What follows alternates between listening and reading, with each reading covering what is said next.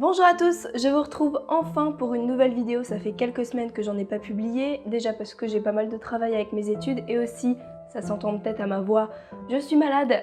Voilà, donc j'espère que ce sera pas trop dérangeant pour la vidéo. Bref, si vous suivez régulièrement ma chaîne, vous devez connaître bon nombre de créatures de légende étant donné que j'en parle tout le temps. Mais connaissez-vous les créatures australiennes? Bon, étant donné le nombre de créatures déjà dangereuses qui existent en Australie, on aurait pu penser qu'il n'y avait pas besoin d'en créer de nouvelles folkloriques. Et pourtant, un monstre vivant dans les marais, un autre de couleur rouge comparé à un vampire, bref, nous voilà partis pour une nouvelle vidéo sur les créatures de légende australiennes.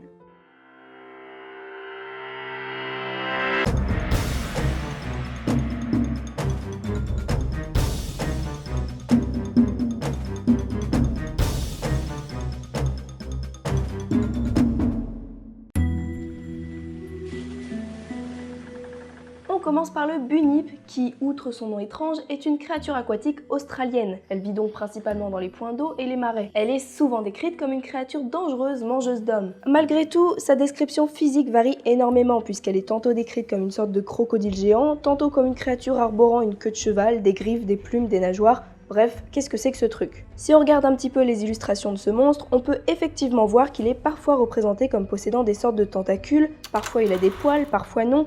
Bref, c'est assez compliqué de vous en faire une description précise, même si certains éléments comme les dents de morse reviennent régulièrement. Bon, par contre, ce dont on peut être sûr, c'est que c'est au moins une créature aquatique qui est assez grande pour dévorer un homme. Cette créature pousserait aussi parfois des cris retentissants, effrayants et paralysant de peur les personnes qui l'entendraient. Malgré toutes les descriptions un petit peu différentes que j'ai pu vous donner de la bête, celle-ci pourrait néanmoins s'expliquer. À l'origine, le monstre portait un nom différent dans chaque tribu autochtone. Ce n'est que par la suite que ces monstres ont tous été rassemblés sous le même nom, celui de bunyip. Aujourd'hui, la légende perdure, notamment à travers la fiction. On peut noter certains dessins animés pour enfants comme Bertie the Bunyip ou encore des livres. Néanmoins, la plupart des Australiens s'accordent aujourd'hui à dire que cette créature est totalement folklorique, même si évidemment il y a toujours certains récalcitrants qui continuent de penser qu'elle a réellement existé. En tout cas, la théorie la plus répandue concernant l'apparition du bunyip nomme le diprotodon, un marsupial géant éteint en Australie, comme ayant inspiré cette bête des eaux.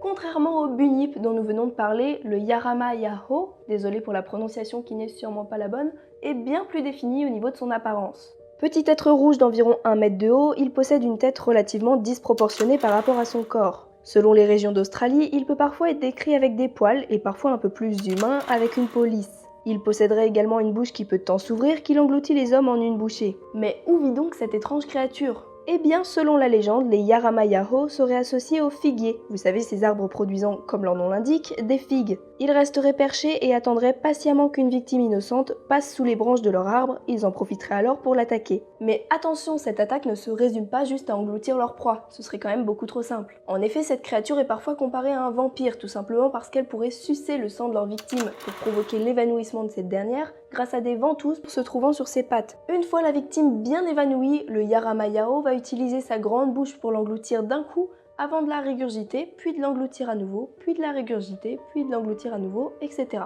Oui, c'est plutôt original. À chaque régurgitation, le corps de la victime sera de plus en plus petit et de plus en plus rouge, devenant peu à peu à son tour un Yarama-Yahoo. Selon la légende, cette créature pourrait, si elle n'arrive finalement pas à attraper sa proie, être tuée par le figuier lui-même, qui, en rentrant par ses oreilles, le transforme en champignon qui pousse alors au pied du figuier. Et oui, c'est une légende vraiment très particulière, mais je trouve ça génial parce qu'elle sort un petit peu de l'ordinaire.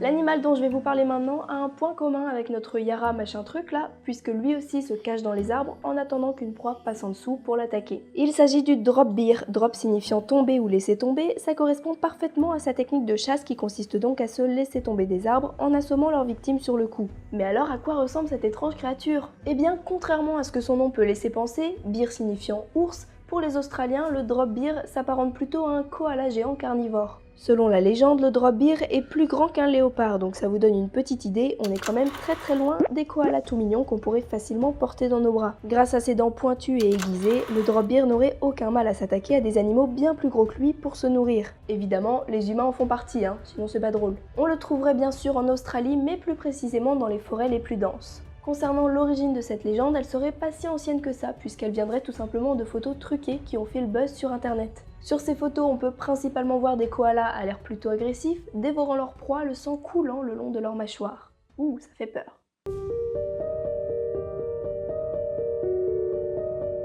termine la vidéo avec un animal sur lequel on a beaucoup moins d'informations et dont la réelle existence a un peu plus été remise en question. Il s'agit du Gippsland Phantom Cat, autrement appelé le Big Cat of Gippsland. Gippsland se trouvait une région au sud de l'Australie et il semblerait que là-bas, dans les années 70, un énorme chat y aurait été observé. Bon, concernant sa description, c'est assez simple, c'est un gros chat. Voilà, le nom est assez explicite.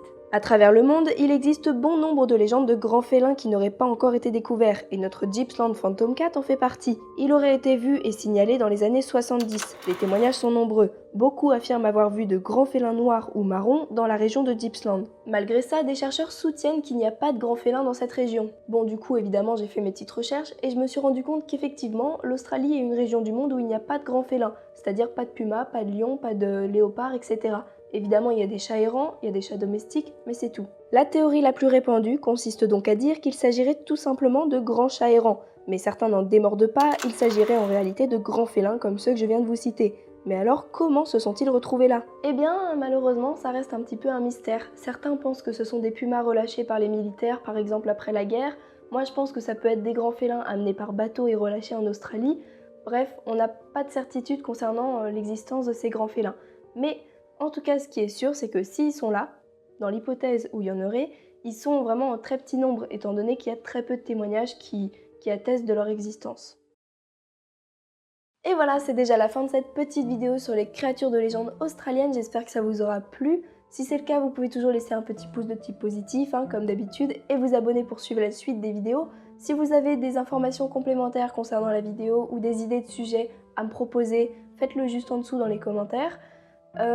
J'espère que ma voix cassée vous aura pas trop dérangé pendant la vidéo. Moi ça m'a saoulée, évidemment. C'est horrible de tourner quand on est malade. J'ai même plus de souffle, c'est horrible. Bref, si vous voulez également soutenir la chaîne, il y a le lien juste en dessous en description. Merci à tous ceux qui le font à chaque fois, ça m'aide beaucoup. Et petite annonce, j'envisage de faire, si j'ai le temps, j'espère vraiment pouvoir vous le proposer, faire une petite semaine de 6 jours avec une vidéo par jour sur des créatures de Noël, un petit peu de légendes de Noël, etc. Donc ça sortirait du 19 au 24, je crois, un truc comme ça, décembre. Donc j'espère que vous serez là et j'espère que ça vous plaira et j'espère surtout que j'aurai le temps de finir tout ce que j'ai à finir pour décembre là. Sur ce, je vais aller dormir. Sur ce, je vous dis à très vite pour une prochaine vidéo et d'ici là, portez-vous bien, ne tombez pas malade.